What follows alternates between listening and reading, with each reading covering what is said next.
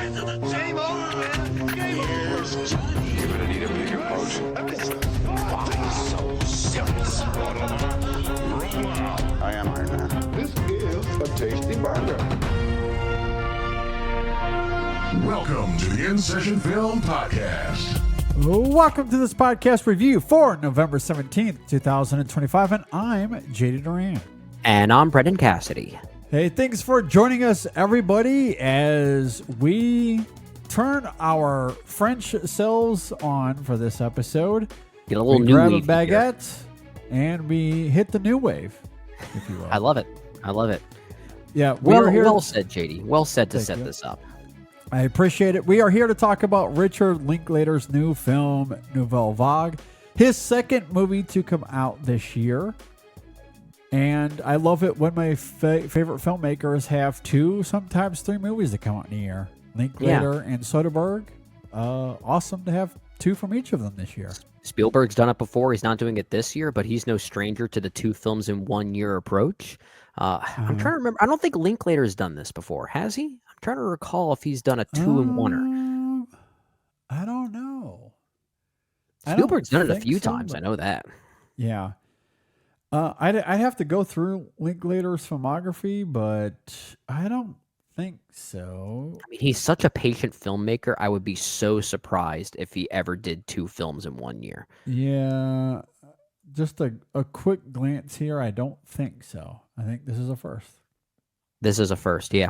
Yeah. And I guess it's no coincidence that between this and Blue Moon, he didn't really write either of those movies. Yeah, that is interesting. Yeah. And there's not many on his, he's written the majority of them. There's only a few that he hasn't had a hand. Yeah, in and writing. the movies that he hasn't really written, especially as a sole screenwriter, those movies feel completely different than his ones that he does write. Well, actually, Yeah. it does look as though in the year 2001, I don't know if there were any independent Waking releases Life here. and Tape. Yeah. Yeah, I see these that may have now. been the same year, and these are pretty good Linklater films from that year. Yeah, I like them. Yeah. Yeah. And he had School of Rock in 2003 that he didn't do the screenplay for. Love that one See, as well. as much as I love School of Rock, that was kind of a formative movie for me as a kid who loved rock music. Like, that does not really feel like a Richard Linklater movie. I don't say that as a knock, but that is not Before Sunset from 1 year later. Yeah, I agree. I'm also a big fan of Me and Orson Welles, but also that doesn't feel Linklater as well. It does not. You could tell when he doesn't have a hand in the screenplay for the most part. I mean, we sort of talked about that with Blue Moon, right? Just a few weeks ago. Yeah. Although aesthetically very Linklater, in a lot of ways it has the blueprint of a Linklater script, but at least I could very much tell that it was trying to mimic him. And maybe that was his draw there. I don't know. Hey, this script feels like I wrote it, even though I didn't. So I'm going to direct it. I don't know what the story is there, but that's how it felt to me. Well, if anything, it sounds like he made these two movies because they both have a My Funny Valentine reference. Yeah. Or at least in some, they both technically do, given the Lorenz Hart of it all, who Ethan Hawke just played, and Ethan Hawke also played Chet Baker in a movie called Born to Be Blue, who sang a version of My Funny Valentine. So basically we should call this the My Funny Valentine trilogy, I guess.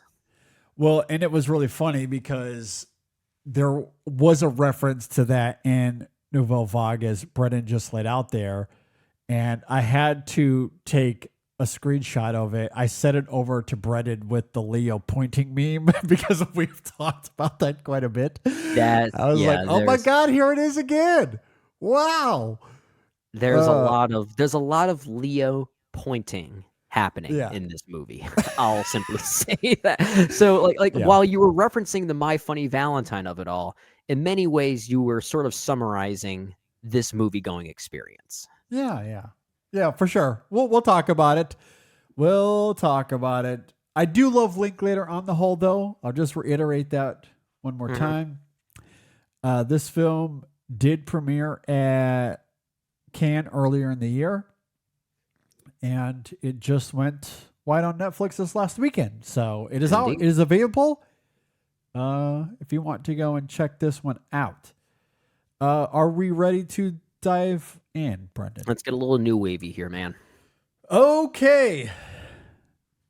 Nouvelle Vague is directed by Richard Linklater. It stars, and I'm not sure how to say this name. I think it's Guyami or Guyami? Okay. Guyami. Yeah, I don't know if the double L makes that yes. Marbeck? Yeah. I think Zoe Marbeck's Deutsch? pretty easy. Yeah, Marbeck's pretty easy. Yeah. Aubrey Dolan, Bruno Dreyfus, Benjamin Cleary. The list goes on and on. Adrian Rouillard, I guess we should note here as Francois Truffaut. And then there's a bunch of cameos throughout the film as well.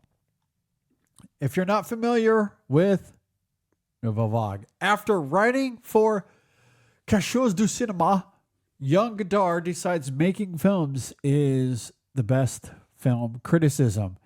He gets Beauregard. I do love how in the synopsis here it just has the last name, as we are supposed to know who that is. It literally says he gets Beauregard to fund a low budget feature creating a treatment with Truffaut about a gangster couple. I just think that is hilariously written. Like, especially if you've seen Breathless. Yeah, and it just last names Truffaut as well. Like, it's such a funny synopsis. Like, it is. You're familiar with this, right? Okay. You know what we're getting into. That's a very interesting point, JD, because the way that synopsis is phrased and the assumption it makes that you know who these individuals are, that kind of plays into my thoughts on the movie. Yeah, like I knew what you were going to say before you said it, and I couldn't help myself because I don't disagree. Yeah. So anyway, Brendan, what did you think about Nouvelle Vague? Well, I guess I'll start there, because this movie, based on that synopsis, seems to assume you know who Jean-Luc Godard is. You know who Francois Truffaut are. But not everyone does. For the casual Netflix user, you might not be familiar with what even the French New Wave is. And for those reasons, I'm actually very much at a loss when it comes to this movie, because it really, I think, depends on who the intended audience is. And I know that that's sometimes something we don't like to talk about as critics. Like, the whole idea of who is this movie for is kind of a myopic criticism for me. But sometimes I do think it's worth at least raising that question, especially for a movie like this. Because I think for you, and I'm very curious to hear what you think about this, JD. We might come at this at very different angles. But I think if you're someone that really has very little familiarity with the French New Wave, this is more so a movie for you. I think if it's something you're very familiar with, this movie's a complete waste of time. I actually did not like this movie at all. I think this is one of Linklater's worst movies for me. I really didn't care for it, primarily because for people like me, for people like us who are very familiar with this world and this material and Breathless, whether you like the movie or not, I just don't see the value that this movie brings. The movie that this reminded me the most of was The Disaster Artist. Remember that whole movie documenting the room, the making of The Room, where that movie, and we argued that movie's real goal was really just to be a recreation. It just relished in the recreation of it all. And that's how I felt about Nouvelle Vague. I like the ideas of it, the whole idea of Jean-Luc Godard as this rebellious filmmaker that made a film that was really just designed to experiment and test with the form. That was the whole point of Breathless. The whole thesis of Breathless right now is exactly what this movie's giving us, which is kind of why I hate to say this phrase. I don't see the point in this movie. I really don't. For people like us, I really don't. It plays its card within the first 5 minutes and goes nowhere with it. But if you're not familiar with anything that happens here, this could be a very fine, entertaining version of film history, I guess. But that's not enough for me. It really didn't work for me personally. I really liked it. Oh no! No! Yep, I did. And look, maybe I'm in a minority to your point. I don't know, but it's my favorite Linklater of the year. I do think it's Linklater's most insufferable film to date, but I say that very complimentary because it invokes so much of what I don't personally love about Breathless. And maybe that's some of our disparity here because I believe you're a much bigger fan of that film than me. I did not like it at all. Okay, let me speak to that quickly because Breathless is a movie I like but also hate, if that makes any sense. Like, it's a movie I'll never watch again. I don't enjoy watching that movie. If anything, I like that movie simply for the existence of it and what it means for film history. I like the idea of what that movie's going for. That's really it. Yeah, I am not at all a fan of the film, but to your point, especially from a historical context, there are some aspects to it that are undeniable. And what I love about this film is how it impeccably captures Jean-Luc Godard's exuberant rebellion and creative ingenuity, something that makes sense of why Breathless is both exquisite and extremely polarizing. Linklater does not really shy away from Godard's prickly sensibility and directorial style. He, speaking of Godard as a character here, is remarkably pretentious and arrogant. But he is also confident and he knows what he wants. And I love how that affects the crew in the sense that some cannot stand him, but it also makes for some great camaraderie and joking among the cast. For example, there's that moment near the end where Godard himself cameos and you hear Gene snickering in the background and mocking his performance using the same language and haughty tone as Godard, which I didn't find very, very funny. But on the other side of that token, his conceitedness also pushes the boundaries as far as what cinema could be capable of. And that was obviously the whole point of the French New Wave. Yeah. And Linklater relishes in showcasing the bridge between pretentiousness and resourcefulness. Godard was aiming to do something bold and real. He did not want to manufacture the story or be conventional in any way. So that duality of ostentatiousness and reverence is very much on display here. And I think the behind the scenes filmmaking and recreation is really well done. I, at the very least, had fun with that stuff. Really, my criticisms here come down to two things. I don't love the French New Wave Avengersing that happens on occasion. I know many of those artists walked in the same circles, so it's not too out of bounds, but there are a few scenes here that include the likes of Francois Truffaut and Jacques Demy and Agnes Varda and Roberto Rossellini and Eric Romer. Now, Truffaut was necessary, as we talked about with the synopsis. Yeah. Obviously, he's a part of Breathless, but the rest feel quite shoehorned and just to have an Avengers moment. I don't think anything. I don't think any of that was necessary. Excuse me. Oh, I agree. I also don't know how seamless Jean's exterior conflict is with the making of sequences in this film. Her commitment to the project or uncommitment to the project, that wavering, I find it compelling. And the film might also be inferring how her marriage is maybe on the rocks in some ways. But either way, I don't think that stuff is woven seamlessly with the sequences that take place on the set. So there's something about either the writing or the editing, or if they're following the Breathless blueprint and just making shit up as they go. I don't know what Linklater did to make this movie, but that felt a little off to me. That element, that little side element of this film.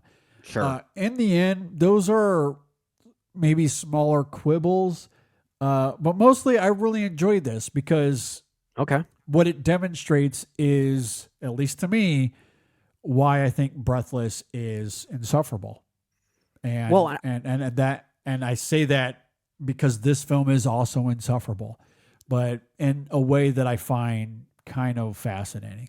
Well, I don't mind the fact that it's insufferable. I actually think that's a really interesting idea, especially for someone like Linklater, who has sometimes made movies that were insufferable, but were very meta and self-reflective of that insufferability, if that's even a word. Yeah. I guess my issue here with Nouvelle Vague is that the idea of that insufferability, Breathless already gave us that. So if anything, I feel like what we're basically seeing here is a 90-minute special features disc for Breathless where people reenact the making of the movie. That's basically, I feel like, what this ultimately is. And to me, that's kind of nothing. And that's really my biggest issue with it, even though simultaneously I like a lot of the performances here. I actually really do like Guillaume Marbec's performance as Jean-Luc Godard. I think he's honestly, I actually think he's quite funny. You know, I kind of like the I don't give a shit attitude, even though the movie does most very insufferable. Well. I absolutely Again, and complimentary. I say that compliment. I don't disagree with that. If anything, my big issue alongside that too is, and maybe this is why someone like Gene Sieber gets so lost in the shuffle, given how volatile her marriage is, and maybe that the movie is trying to draw some parallels between her marriage and this filmmaking process specifically. But the movie is way more interested, I feel like, in the filmmaking process, to the point that it does become kind of wash, rinse, repeat for many ways. Like, I feel like each scene that we get feels like, okay, we're just doing the same gimmick again. It's just a different day and a different scene for Breathless. But I feel like it's still mostly delivering the same point. And that did wear on me. Admittedly, it did wear on me quite a bit. And that's ultimately why the movie just didn't work for me. Yeah, no, I mean, I think that's very fair. And maybe it's because I don't necessarily expect a filmmaker's extracurricular personalities to always infer what's happening with the art. Sometimes that is the case, but not always. And admittedly, I don't know much about Godard's personal life outside of his career as a filmmaker, and in particular, Breathless. So that could have something to do with it. But I think maybe more than anything, it's this mirroring effect of how I felt personally about Breathless, the things that I don't love, with also some of the things I do appreciate about that film and what this film tries to highlight. For example, I'm not entirely fond of the incessant jump cuts in Breathless. This film very much speaks to that. There's a whole scene dedicated to Godard talking about why he doesn't give a shit about the editing. We're going to cut. Who cares? We're going to be the first one to really do it brazenly. Yeah. But I do think the tracking shots in Breathless are incredible.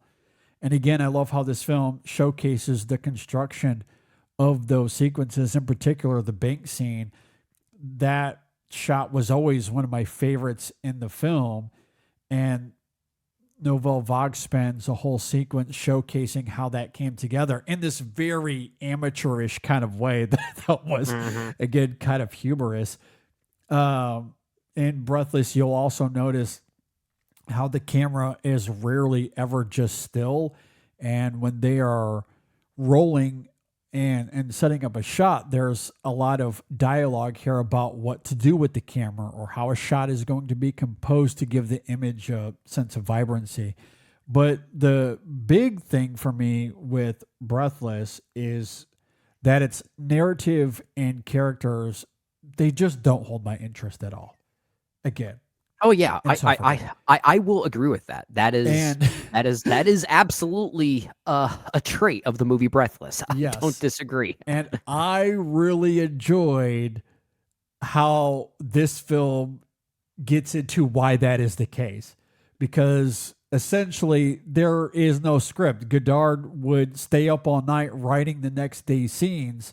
So everything was up in the air. Nobody had any clue as to what was going to happen until they showed up on set the next day, which makes sense of why I find the storytelling in Breathless to be cold and distant. There was never a strong nucleus to ground its dramatic urgencies or even the choices made by the characters. I've always rolled my eyes at the ending of that film, especially because some of the choices there are wholly unearned and mysterious.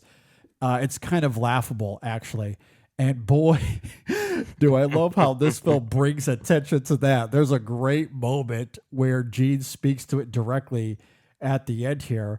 That's really great. Or even with the film, speaking of Breathless, it's cool factor that it's probably most known for and a lot of people talk about. And in a way, I guess I do get it. There was definitely an evocative aesthetic to Breathless, but even that feels inconsistent and kind of phony to me. And I think Nouvelle Vague, whether intentionally or unintentionally, very much gets to the heart of why I felt that way. If we take Linklater's version of events here at face value, there was nothing on the set that was consistent outside of Godard's own process and imperious approach. And I do love how that reflects much of my own experience with Breathless. Maybe it's my own ignorance to the making of that film and what actually took place, or Godard's own personality outside of filmmaking. That certainly, to your point, could be a part of it. But I did find it hilarious. And maybe that's where my enjoyment of this film lies. Maybe it's not in the recreation. Maybe it's not in Linklater's direction. It's certainly not in the case of what this film is trying to do dramatically on its own terms. I just find it funny how this film, through its own mechanisms, essentially regurgitated our review of Breathless that we did some years ago. I just thought that's hilarious. And I think that is very funny. I think you're onto something there too, and perhaps it just comes down to our individual relationships to a movie like Breathless, because so much of what this movie Nouvelle Vague is giving me specifically, in regards to how it relates to Breathless, every single scene had me saying to myself, I know this already. Like I already know all of this. I watch a movie like Breathless, and I still get that from the movie itself, that this is a movie that was basically made on the fly with no prep whatsoever. And that was the whole point, was to experiment with the form and just make a movie that was all about, here's something new you can do with the camera. We don't care if it actually works or not. Like, that's kind of the point of that movie. And I just don't like seeing a recreation of something I already know. Now, there are moments here towards the third act especially where I felt like I was finally getting some new insight into those ideas, where I was like, okay, that's potentially interesting. And it's where, folks like Gene Seberg, for instance, or I'm blanking on Jean-Luc Belmondo, who plays the main caper of Breathless, right? He's in this movie as well. When eventually they just start kind of accepting Godard's style and they just start rolling with it, and eventually it almost seems like they all start having fun with each other. There's a moment towards the third act where it seems as though they just kind of give in to the nonsense. And it started getting me thinking that maybe this is Linklater's commentary on how he likes to make movies and the vibe he likes to bring on set, and how what's going on in the making of Breathless eventually turns into what he likes to bring to his own movies. I don't know if that's what he was going for, but there is a moment where I felt like it was starting to transition to something that was at least way more interesting to me. So I at least want to give the film credit that, while it is very wash, rinse, repeat for the most part, there is a moment where there is a subtle shift, as if it's kind of morphing into something that could be a little more than just that. And I will at least say I appreciated that.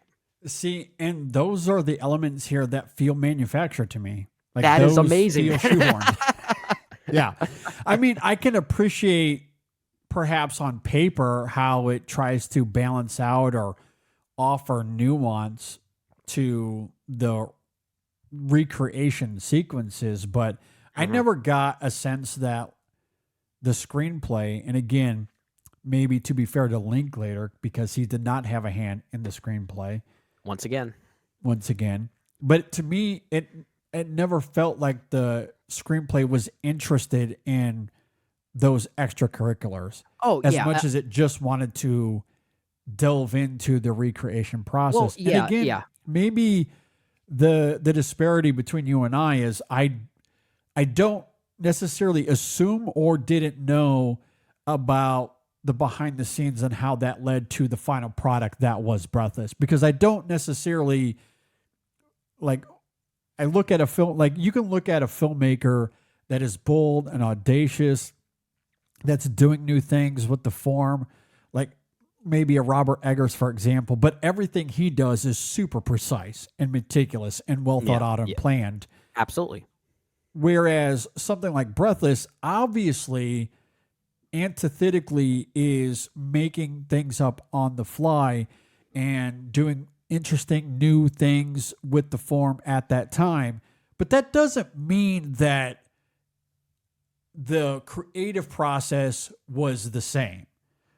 There's a version of this where Godard knew what he wanted to do, had a script, had a screenplay, knew the kind of inventions that he was going to do, and then they went out and shot it in a meticulous way, but edited it to make it look like it was this experimental on-the-fly thing. That certainly could have happened. Filmmakers do tricks like that all the time. I'm not necessarily making that assumption, and also I don't know. And again, that could just be film history that's well known. I don't know, but I never I watched Breathless. I didn't care, so I never looked into it.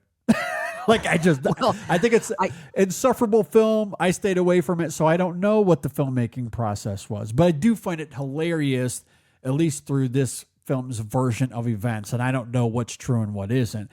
But the way it's depicted here and how it reflects how I see Breathless, it gives credence to why I feel the way that I do about it. I think you are speaking to another component of the movie that I do feel like was a pretty big missed opportunity that maybe could have been the moment that found a way to bridge the gap a little bit as far as what you wanted out of it and what you got and what I was hoping it would get.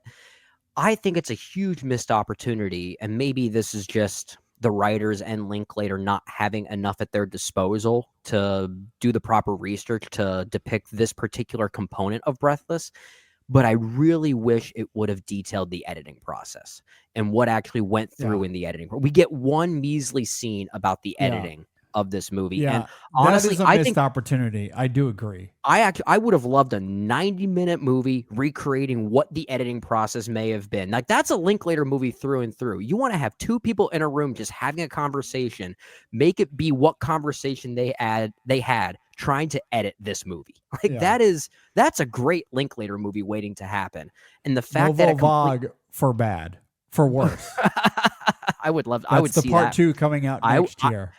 I would see that, but that is that right there. That's a Linklater film waiting to happen. That setting is prime for him, and I kind of wish it would have went more into that. I mean, I don't necessarily disagree with that. It's one thing to show us what happened on set, the fact that there was no script. That makes a lot of sense given the final product of the film, the conflict that we see between Godard and the actors and some of the crew. Again, I did find that interesting, if for nothing else, in a superficial, entertaining way. That again reflects how I feel about Breathless. But I do agree with you. The editing, or the lack thereof, in Breathless is also a major reason as to why I find that film insufferable. There should have been more attention put on that than just one little scene. Yeah, absolutely. I feel like more should have gone into that, but maybe Linklater felt like it was going to be too redundant to repeatedly go into Godard telling the editor or editors to continually jump ahead and misconstrue things on purpose to create more. I don't know. If Linklater should have, more should have been there.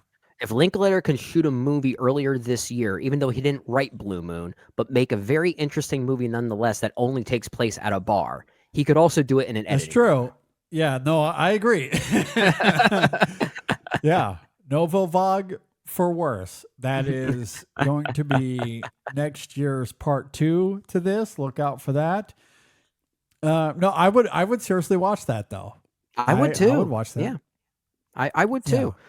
Yeah, but sadly, yeah, like this as it was didn't really work for me, and it really just came down to the fact that so much of what it was giving me were things that I already knew. But like I said, if you are ignorant to this particular form of film history and really just the French New Wave in general, like, as JD's raising his hand here on YouTube for those watching on YouTube, at least with this film. Well, then I guess like that kind of proves my assumption in my opening thoughts that maybe this is more tailored to those that aren't as familiar with the history around this. I don't know, maybe someone who is will still find enjoyment in this, because you might want the Avengers like fan service that this gives French New Wave fans. I don't know. Maybe that's what you're looking for, and you're going to get that here. Yeah, it does seem like it's tailor-made for a modern audience that's been Marvelized, for the lack of a better term. This screenplay does seem like it's tailor-made for those people. And look, there's a lot about the French New Wave that I am very familiar with, that I do love. Breathless is one of the few high-regarded French New Wave films that I just don't like. And so I've never looked into it. Godard, just not my cup of tea. Love Francois Truffaut, have very much looked into his films and how those were crafted. He made movies, right? He made narrative features. Yes. Jean-Luc Godard was really more about the idea of what the French New Wave became, and he visualized that. Although, like, he has made movies that I really liked. Vivre sa vie with Anna Karina, I think, is a terrific movie.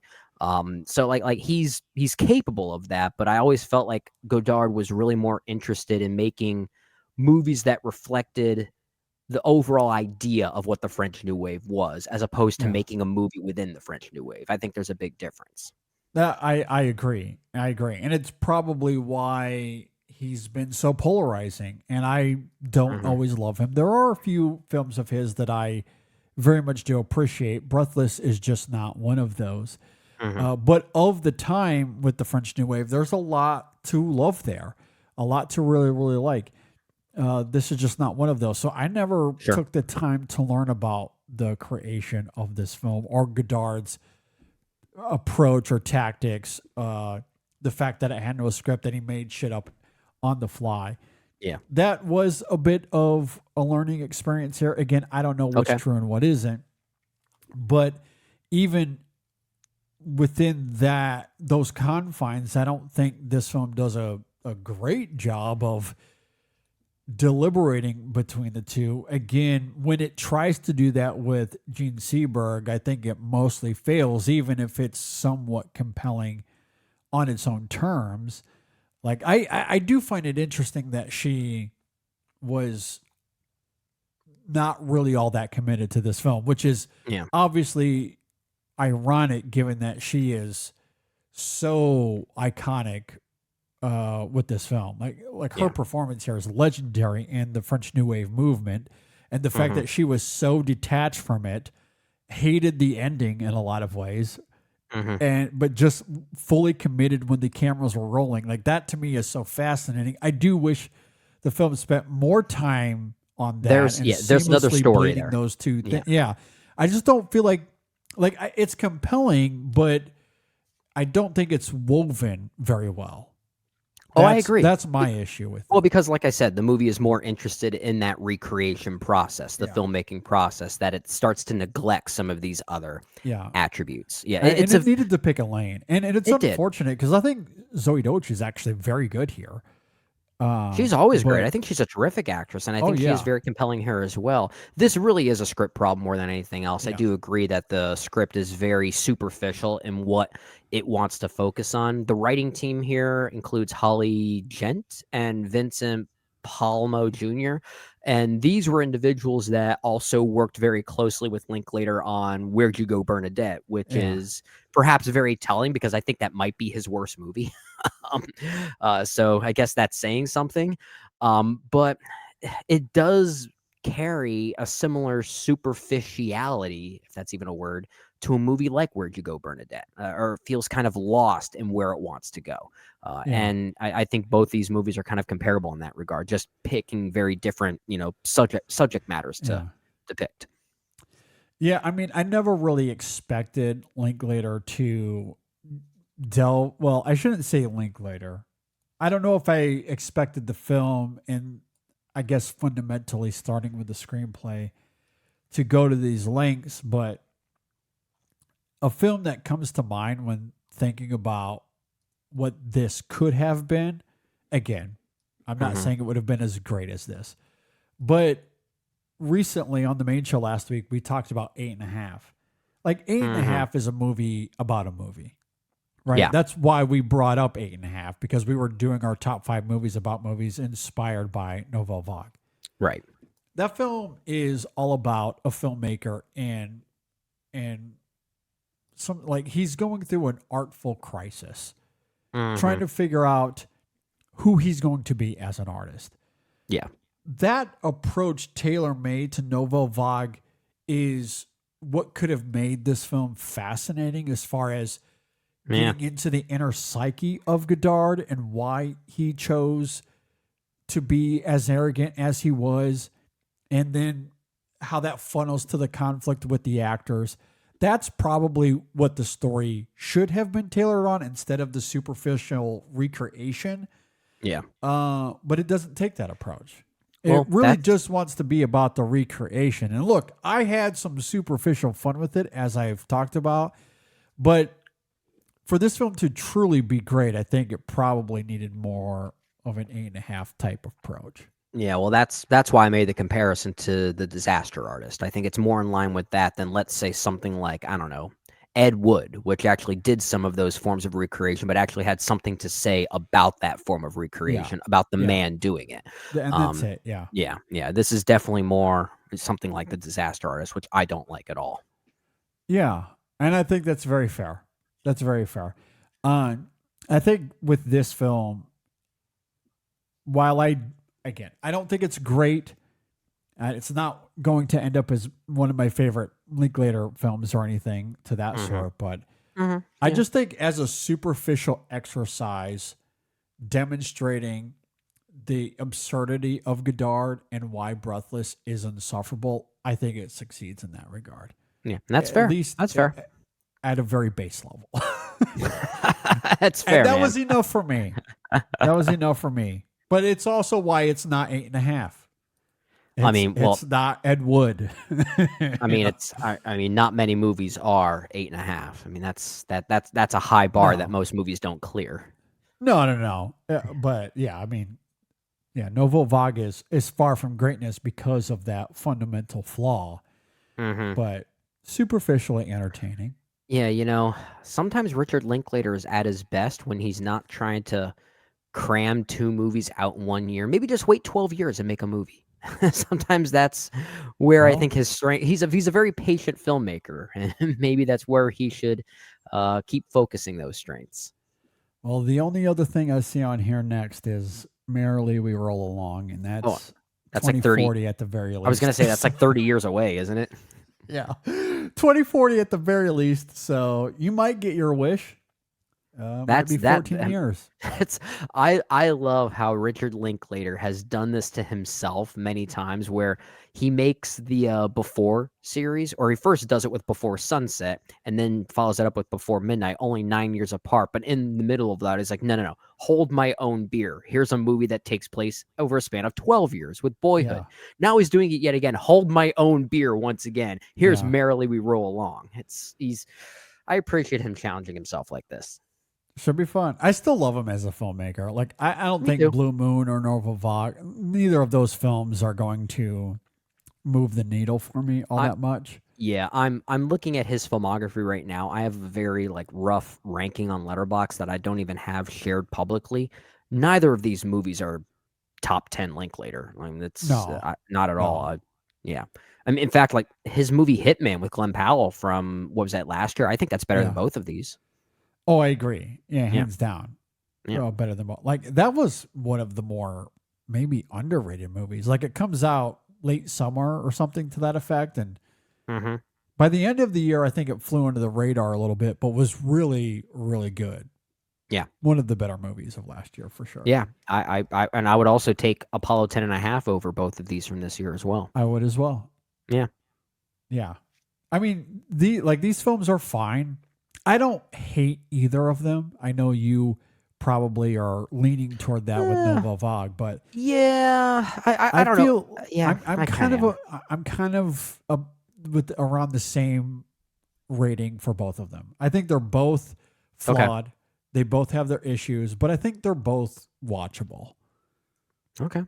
And I like the performances. I haven't really I haven't spoken to them as much as you have.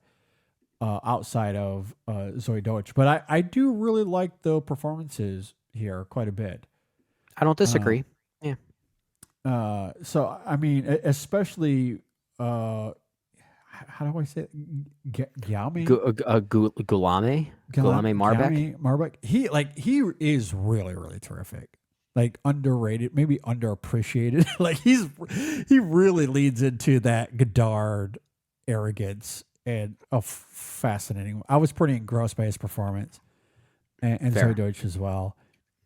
So I think there's superficial fun to be had here, just like I think there is with Blue Moon as well.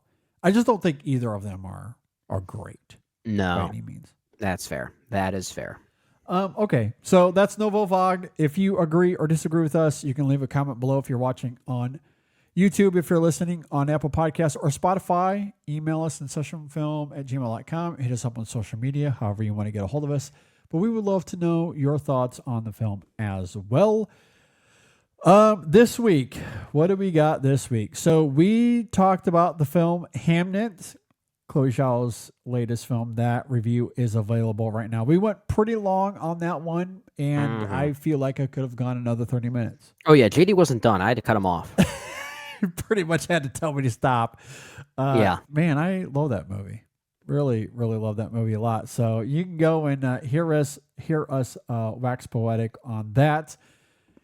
And this week on the main show, episode 663, I think we're at. I think that's where we are. We're going to be talking about our top 3 musical duets in film, with Wicked coming out this weekend. We thought that would be an appropriate topic, so we're going to be going over that. Also, I have a fun update. Stay tuned for the main show this week. I know what this is. Update. I think I know what this is, at least. So be on the lookout for that. New Women in Session at the end of the week. New Chasing the Gold as well. So lots of fun things happening, of course, in sessionfilm.com. The writers always doing lovely, lovely work over there.